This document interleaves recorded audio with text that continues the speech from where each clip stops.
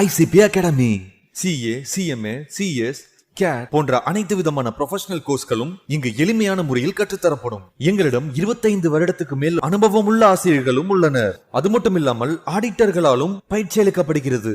எங்களிடம் பயின்ற மாணவர்கள் மாநில அளவில் தேர்ச்சி பெற்றுள்ளனர் என்பதும் குறிப்பிடத்தக்கது. இந்த ப்ரொஃபஷனல் கோர்சஸோட கிளாஸஸ் பாத்தீங்க அப்படின்னா full time, part time, weekend classes அப்படின்னு பல விதமா இருக்கு. இதுல உங்களுக்கு எது கம்ஃபர்ட்டோ அதை சூஸ் பண்ணிக்கலாம். நீங்கள் வெளியூரை சேர்ந்த மாணவர்கள் என்றால் கவலை வேண்டாம். எங்களிடம் ஹாஸ்டல் வசதியும் உண்டு. மேலும் ஃப்ரீ டெஸ்ட் பேட்சும் நடத்தப்படுகிறது. இந்த ஃப்ரீ டெஸ்ட் பேட்சில் கலந்து கொண்ட அனைத்து மாணவர்களும் 100% தேர்ச்சி பெற்றுள்ளனர். அணுக வேண்டிய முகவரி number 973 TELC church complex, town hall bus stand, Coimbatore 641001. Contact 9894795915. Welcome back friends of ICP academy. இப்போ நெக்ஸ்ட் நம்ம 2.11ல legal consequences of a partner coming in and going out section 31 to 35 பார்க்குறோம். அதாவது ஒரு நிறுவனத்தில் இருக்கக்கூடிய அந்த பார்ட்னர்ஸுடைய ரிலேஷன்ஷிப்பில் எந்த விதமான ஒரு மாற்றம் ஏற்பட்டாலும், இப்போ ஒரு பார்ட்னர் உள்ளே வந்தாலோ அல்லது ஒரு பார்ட்னர் வெளியில் போனாலோ அதனால் என்ன ஆகும்னா அந்த நிறுவனமே ஒரு மறுசீரமைப்பு ஏற்படுத்தப்பட வேண்டியதாகிறது. அதுக்கு பேர் தான் ரீகான்ஸ்டிடியூஷன்னு சொல்கிறோம். அப்போது ஒரு அட்மிஷன், ஒரு பார்ட்னரை புதுசாக சேர்த்துனா அல்லது ஒரு பார்ட்னர் ரிட்டையர் ஆனால் அல்லது ஒரு பார்ட்னரை வெளியே அனுப்பிச்சா அல்லது ஒரு பார்ட்னர் இன்சால்வெண்ட், திவால் அப்படின்னு சொல்லி ஆனாலோ எப்படி அந்த நிறுவனத்துக்குள்ளே இருக்கக்கூடிய பங்குதாரர்களுக்குள்ளே இருக்கக்கூடிய உறவு முறையில் ஒரு மாறுதல் ஏற்பட்டால் அது ஏற்கனவே இருந்த ஒரு நிறுவனம் உடஞ்சி போய் அல்லது அதை கலைத்து புதுசாக ஒரு நிறுவனத்தை உண்டு பண்ணணும். அதை தான் ரீகான்ஸ்டிடியூஷன்னு சொல்கிறோம்.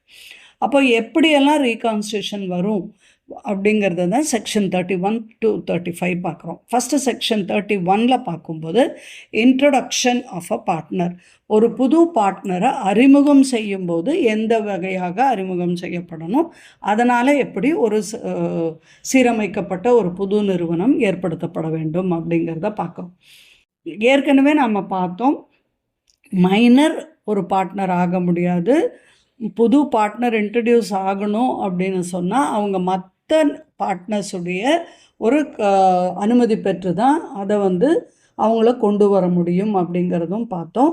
அதே மாதிரி மைனர் அப்படிங்கிறவர் அந்த பார்ட்னர்ஷிப்புக்கு, அந்த நிறுவனத்திற்கு அவர்களால் அதிக பலன் உண்டுன்னா மட்டும்தான் மற்ற பார்ட்னருடைய இதை சம்மதத்தை வாங்கி அவங்கள கொண்டு வர முடியும்னு சொல்கிறோம்.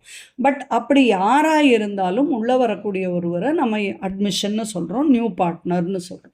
அப்போ உள்ளே வரக்கூடிய ஒரு நியூ பார்ட்னர் அவருடைய ரைட், லைபிலிட்டி, அவருடைய உரிமைகள், பொறுப்புகள் என்ன அப்படின்னு சொல்லும்போது எந்த தேதியில் அவர் அந்த நிறுவனத்திற்கு ஒரு பங்குதாரராக அறிமுகப்படுத்தப்படுறாரோ, எந்த தேதியிலிருந்து அவர் உள்ளே வர்றதுக்கு அட்மிஷன் அப்படிங்கிறது போட்டு எல்லா பார்ட்னரும் சம்மதிக்கிறாங்களோ அந்த தேதியிலிருந்து அவர் அந்த நிறுவனத்திற்கு பங்குதாரராகிறாரு. அவருடைய உரிமைகளும் கடமைகளும் அந்த தேதியிலிருந்தே செயல்பட துவங்குது.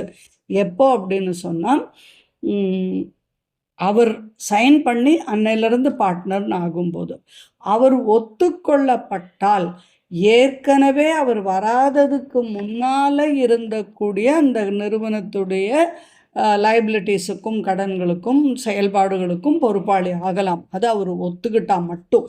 அவர் கொள்ளாமல் அல்லது சாதாரணமாக சைன் பண்ணி ஒரு நியூ பார்ட்னராக வந்தார்னா எந்த தேதியில் சைன் பண்ணுறாரோ அந்த தேதியிலிருந்து மட்டுமே அந்த நிறுவனத்துடைய செயல்பாடுகளுக்கு பொறுப்பாளி ஆகிறார். இந்த புது பார்ட்னர் எல்லாருமே யாரெல்லாம் ஜாயின் பண்ணுறாங்களோ அவங்க எல்லாரும் the new firm, including the new partner who joins it, may agree to assume liability for the existing debts of the old firm, and creditors may agree to accept the new firm as their debtors and discharge the old partners. இப்போ ஒருவருடைய வருகையினால் ஒரு form reconstitute ஆகுது, திருப்பியும் மாற்றி அமைக்கிறாங்க. அப்படி மாற்றி அமைக்கும்போது அந்த புது ஃபார்மும் அந்த புது பார்ட்னர்ஸையும் அப்படியே கடன் கொடுத்தவர்கள், ஏற்கனவே இவங்க கூட வியாபாரம் வைத்தவர்கள் அப்படியே ஏற்றுக்கொண்டு அதையெல்லாம் புது கடனாக ஒத்துக்கிட்டு அந்த ஒரு பார்ட்னர்ஸ் எல்லாரையும் கடனாளராக ஏற்றுக்கொண்டால் அது எல்லாரையும் இப்போ புதுசாக ஏற்றுக்கொள்ளப்பட்டதாக ஒற்றுக்கொள்ளப்படும். அந்த லைபிலிட்டிஸை அவங்க ஏற்றுக்கலாம். கிரெடிட்டர்ஸ் கன்சென்ட் அப்படிங்கிறது ஒவ்வொரு டிரான்சாக்ஷன்லேயும் கண்டிப்பாக தேவைப்படுது. அப்போ அந்த கடன் கொடுத்தவர்களுடைய ஒப்புதலும் பெறப்பட வேண்டும்னு பார்க்குறோம்.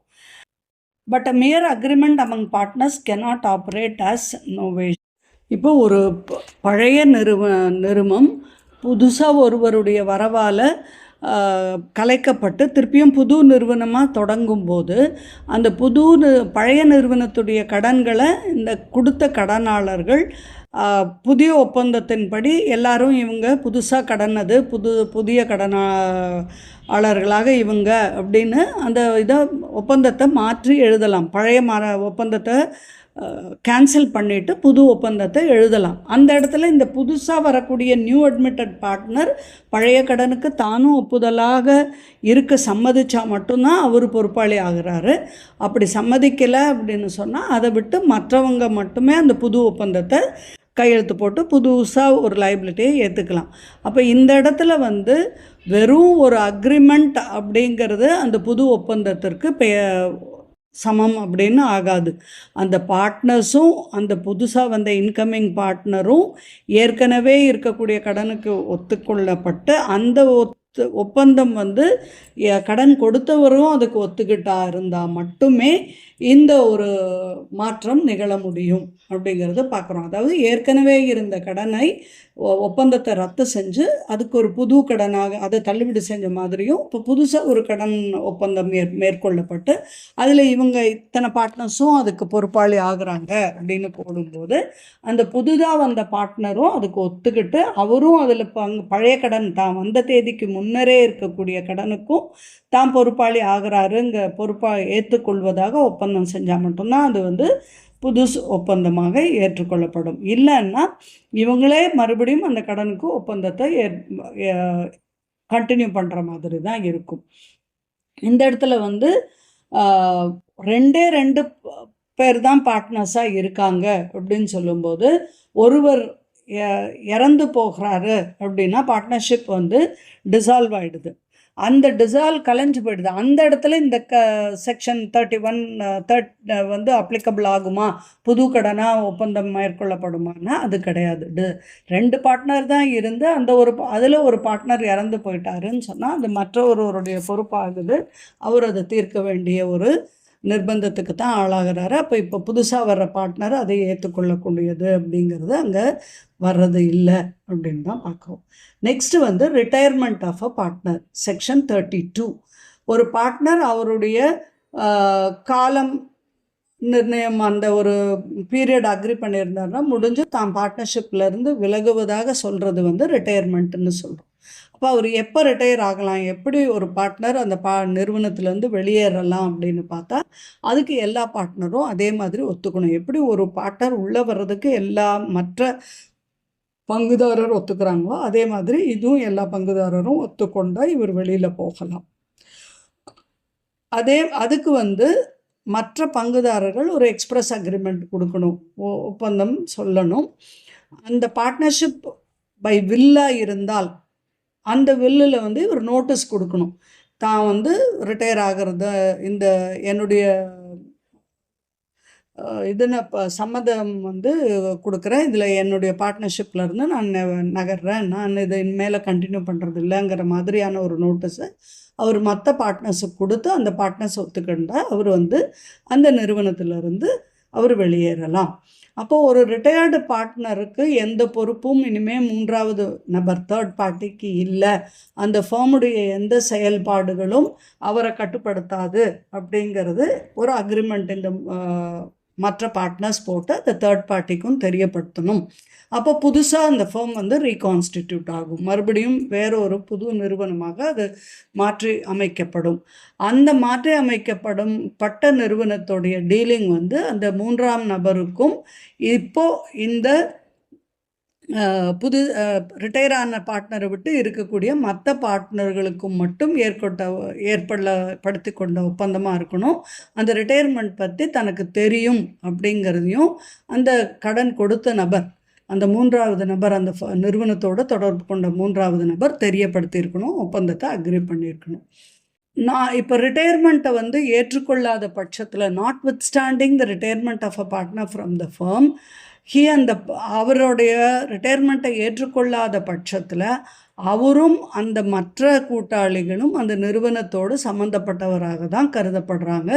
அவர்களுடைய செயல் அந்த நிறுவனத்தை பாதிக்கக்கூடியதாக தான் ஏற்றுக்கொள்ளப்படும். அவருடைய ரிட்டையர்மெண்ட்டுங்கிறதுடைய பப்ளிக் நோட்டீஸ் மற்றவருக்கு அனுப்பப்பட்ட தேதி வரைக்கும் நடந்த செயல்கள் அவரையும் கட்டுப்படுத்தக்கூடியதாக தான் இருக்கும். அதே சமயத்தில் ரிட்டையர்மெண்ட் பார்ட்னர் கொடுத்துட்டாரு, ஆனால் அந்த தேர்ட் பார்ட்டி அவருக்கு தெரியாது இவர் பார்ட்னர் இல்லை அப்படிங்கிறதுன்னு சொல்லும்போது அந்த தேர்ட் பார்ட்டிக்கு இவர் லைபிள் ஆக மாட்டார். He is not liable to any third party who deals with the firm without knowing that he was a partner. அவர் பார்ட்னராக இல்லை அப்படிங்கிறது தெரியாத பட்சத்தில் அதுக்கு இவர் கட்டுப்பட முடியாதுன்னு பார்க்குறோம்.